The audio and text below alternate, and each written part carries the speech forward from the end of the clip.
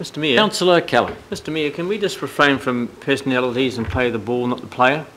I don't think we should be bringing any members of the board into it and deal with the issue at hand. I've given the councillors the benefit of my advice on this, Councillor Cowell, and I think you just need to be very careful. Right, Councillor John Watson. Thank you. And we're talking to these... Yeah, absolutely. Yeah, okay. So I guess the first thing that it strikes me here, and it's posing a little bit of difficulty, and that's really reconciling the recommendations that we've got up there with the carefully crafted letter, and I think that was the word used to describe it, that it had been crafted with some care. I mean, if we actually look at the letter we sent to ACIL, by far the greater substance of it was to do with issues of governance, and in particular to do with consultation, sharing of information, and encouraging subsidiaries to contribute to that wider conversation as well.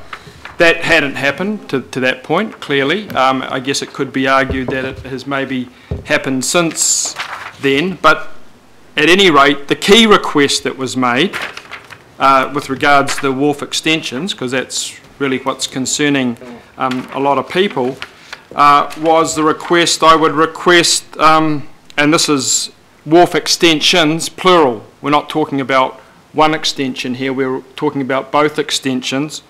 The request was that ACIL encourages Ports of Auckland to hold off doing any further work in regards to the wharf extension until the Stage 2 port study has been completed. That was what we asked. Extensions, plural, and held off until that Stage 2 port study was completed.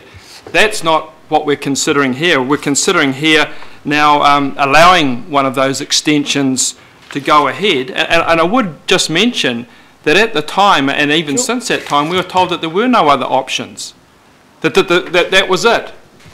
No, that this is what we're going to do, and this is all the option that's available. Since that time, in fact, the last couple of days, we've now been told, well, actually, yeah, there are some other options here, guys. We can do this, we can do that, and we can do the next thing.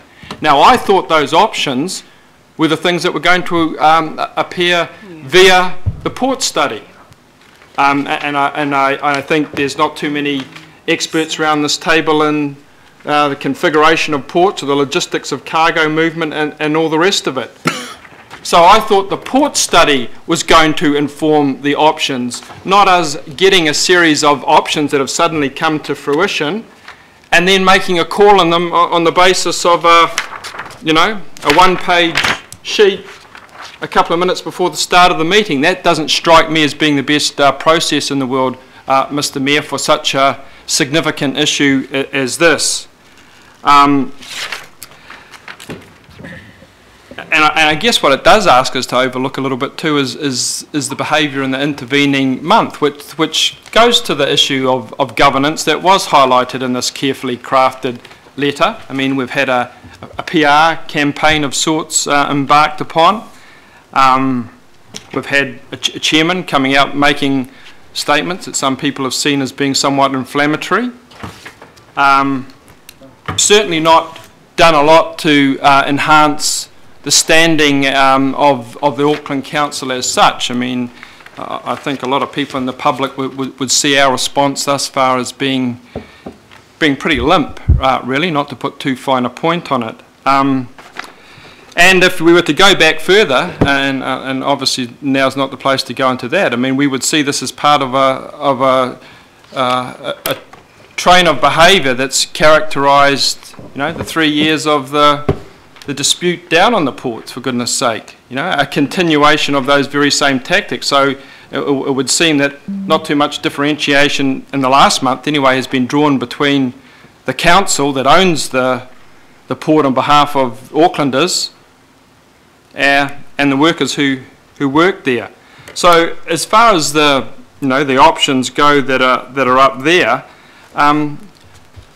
they're the sort of things that you would expect to be considered after this port study, not before it, not on the basis of a changing feast as far as what's on the table and what's not on the table. And I think the salient point there to make is they were saying there were no other options. Now they're saying there are options.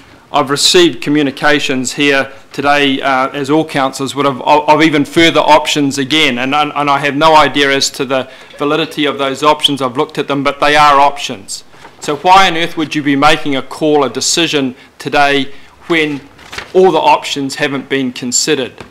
Quite frankly, the notion of proceeding with work and then pulling it all up if it's judged appropriate at a later point just strikes me as being incredibly wasteful and a Mickey Mouse way to go about dealing with this issue. I'm assuming everyone's interested in the long-term future of the ports. That's what we've said. And if that's the case, then wait till the port study is done, where we do hear from experts who can put all the options on the table. Don't start making decisions on the basis of this within the context of a couple of days where you're actually going to allow the people to do largely what they said they were going to do anyway. So I won't be supporting this because it's not what we asked for in our carefully crafted letter. Right. Councillor Alf. Thank you, Your Worship, and it's just questions for now. No, you can, look, I just... So we're in the debate. So okay, well, I'm going to ask questions anyway, first off, Your Worship. To Catherine. Catherine, when the Tamaki Makaurau Act was sort of brought into effect, it amalgamated all our TLAs. Wasn't there a part in there, or even in legislation for the ports plan around what Auckland Council can and cannot do? If so, can you please tell me or remind me what we can and cannot do around telling the ports this is what we want you to do, please? I think the answer for that lies not so much in transitional legislation or our establishing legislation, but really in the combination between the Port Companies Act that we've taken councillors through in the CCO Governance and Monitoring Committee, which places some quite strong limitations on the ability to give, for ACIL to give any binding recommendations to the port company. So it's a complex layer. As we went through, there's particular levers that council has that sit between us and ACIL, and then there are different levers that ACIL has between it and Ports of Auckland. But in terms of the operational control of ports rests with the Port Board. Okay, so we can't tell the ports this is what you have to do? Well, we can only tell ACIL what we want, but in fact ACIL cannot give a binding shareholder resolution to the port company. Okay, thank you. So the board, I'll just add in that the Port Board, of course, is conscious of its mandate to operate as a successful business. And so one of the directions that you've given, CCO Governance and Monitoring Committee gave on the 14th of April to what Council will include as its shareholder statement in the new statement of intent for ACIL, is directed at ACIL making sure that the Ports Board is aligning itself with Auckland Council's strategies.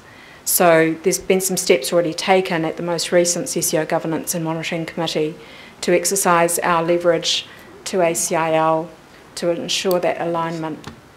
Thank you. Your Worship, look, I will be supporting the recommendations that are up there.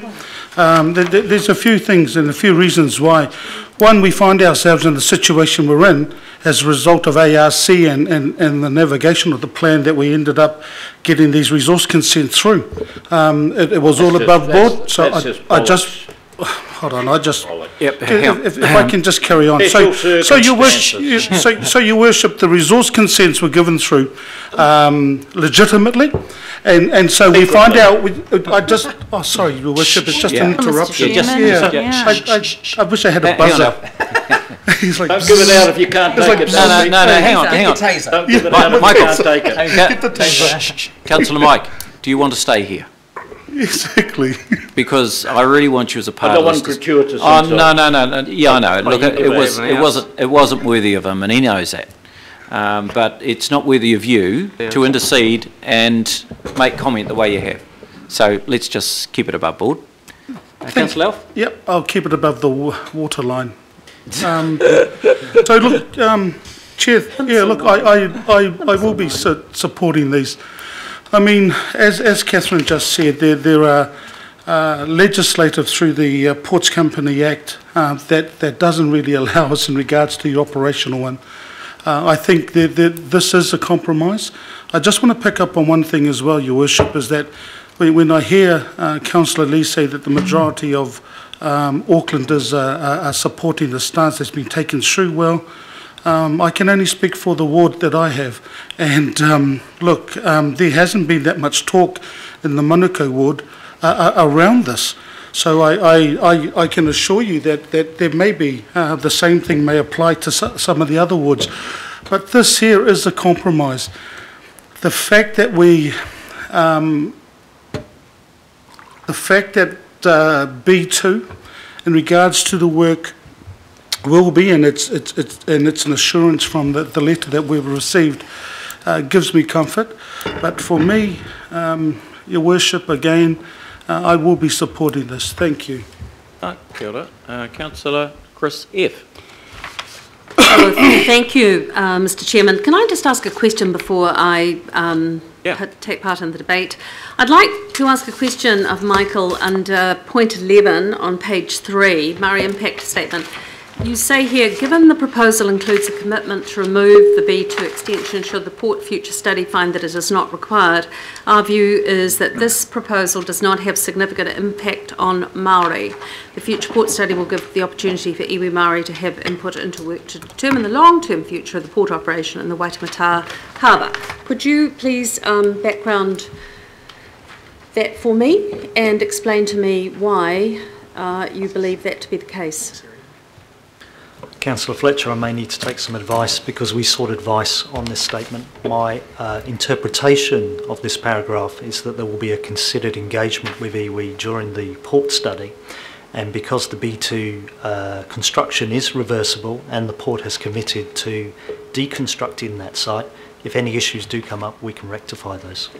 The question I need to pose to you, Michael, and I ask this very sincerely of you, is there is very mixed professional views around the construction and the deconstruction and the impact that it has on a harbour and water flows, and I would really request that you get clarity around the fact that there, you know, if you can come back during the course of this debate to me on that issue, I'd be most interested. Mr. Chairman, this is a debate that is going to bring out our passions because we've got some excellent people on the board of the Port of Auckland. I've actually dealt with Graham Hawkins on other matters, and he's a feisty person who is going to fight very hard for what he believes to be right, and he has that mandate on what is good for the port business. I suppose if you look at it in the short to medium term, equally as much we have a passionate community for an Auckland that is yet to be shaped, that may rely on a different form of tourism, that may we don't know the future, and so I would just ask for, and I think you are demonstrating considerable tolerance in the debate that we've seen thus far, but it would be a tragic thing if we didn't feel passionately about the port and the Waitemata. It's one of those wonderful assets that makes, for those of us who live in Auckland, just so privileged, so blessed. The whole of the Hauraki Gulf Marine Park is what is outstanding. When you travel and you come home and you think, thank goodness I'm home, here is this beautiful harbour. And that's in no way to denigrate the importance to me of the Manukau Harbour or the Kaipara, but the Hauraki Gulf has a really special place in our affection. So I am going to be unapologetic about the fact that I feel really passionately about this issue and why we've got to take ourselves out of our comfort zones. Let me tell you, with the original Britomart proposals, if we hadn't have had a group of councillors who were prepared to take themselves out of their comfort zones and who were prepared to not just hide behind legal opinions, we would have had what Ji Hong Lu wanted, and it would have been erected, and we would not have what we have today. So this is one of those occasions when I think that we have to act with dignity, but we have to be courageous. And frankly, from the 1st of April, April Fool's Day, we've seen nothing but this council being made a fool of in terms of the way that we've been trifled with. I think that this has just been a case of blackmail, and I don't blame them. If I were on the other side, I'd be pushing as hard and as fast as I could. But this is unacceptable. And I think that the people of Auckland will be bitterly disappointed in us if we don't really use whatever powers are available to us and we don't put up with some sort of fight. Now, we can go and argue the technical issues till the cows come home. And we'll all find people we can hide behind and opinions that we can put forward. And this has been going on for 20 years for me in terms of my political life. As an MP, as a councillor, as a mayor, the Port have constantly been coming to us with proposals, and it's always urgent and it's always going to be the end of the world if we don't have immediate decisions being taken, and we're going to have trade being reduced by X, Y and Z. I've heard all of this before, and the counter-arguments I've also heard within my own family, because my late father was on the board of the Old Harbour Board, and whenever I took a strong position in terms of the environment, I got resoundingly beaten up by, figuratively. Metaphorically. Yes. You know, I know the arguments, I know the debate, and that's why I want to stick with the facts. That's why I want to stick with the resolution that we passed, that nothing should be done on this until we actually get the study back. This is too important in terms of the future of Auckland. It is too important to the people of Auckland. We shortchange them if we are not prepared to hang on in there and battle using every tactic, every strategy, and sometimes just silence to stand back and say, this is not the right course of action. I know that you do care about this, Mr. Mayor, but this weak response that I'm seeing up here is not the way to demonstrate to the people of Auckland that you care and that you will fight. You know, we've just come from Anzac weekend, where we sent so many people off to battle, and they weren't battling for Mother England, they were battling for this beautiful city, for our beautiful harbours and our beautiful country. And I want to see a little bit of that spirit here today. We can all hide behind, oh, well, it's all too hard, and yes, no, we've got this, and there's nothing we can do about it. Well, I say there is something we can do about it. We can go back to the Port of Auckland and say, this is unacceptable. Come back with a better offer.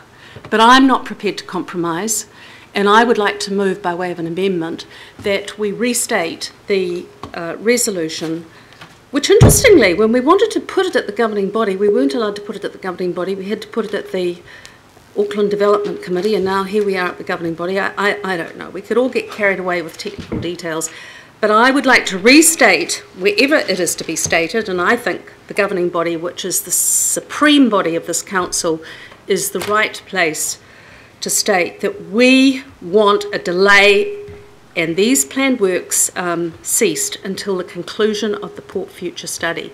Anything else is shortchanging the people of Auckland, and I would like to move that, and I hope somebody will be willing to second it.